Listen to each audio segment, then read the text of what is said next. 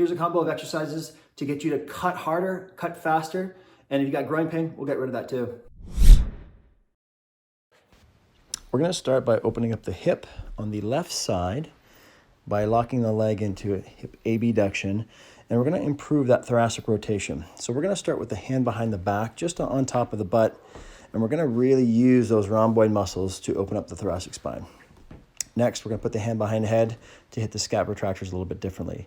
Now push off with the other arm, so you're kind of doing a push with the left arm and a pull with the right. We're working on some fascial lines. You can see here there's a spiral line that comes across the hip, across the thorax, and into the scapular area. If this variation is too simple for you, you can simply put a band around the thorax, around the front of the shoulder to add some resistance.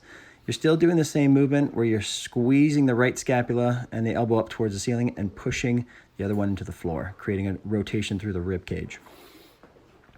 Now we're moving into activating the glutes with that opposite shoulder.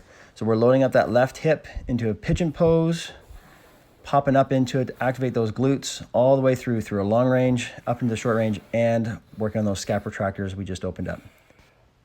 Now let's lock in those side core muscles or that lateral sling. We can pop up into a hand supported position. This is going to be the hardest variation. Or if that's too challenging, you can drop down into a shorter range and shorter lever. Make sure you can feel the back glute, the oblique, and the lat. Lastly, we're going to put it all together with that resistance banner across the front of the shoulder. This resistance is going to really force you to throw the shoulders and rotate through the T-spine as you connect the hip.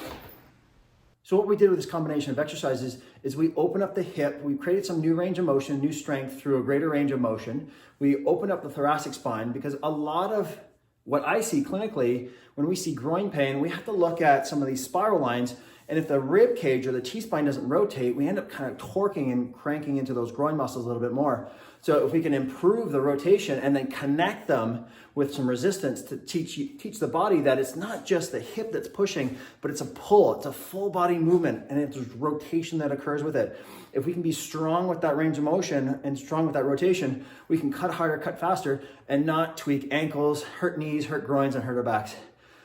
Give that one a go. Let me know what you think.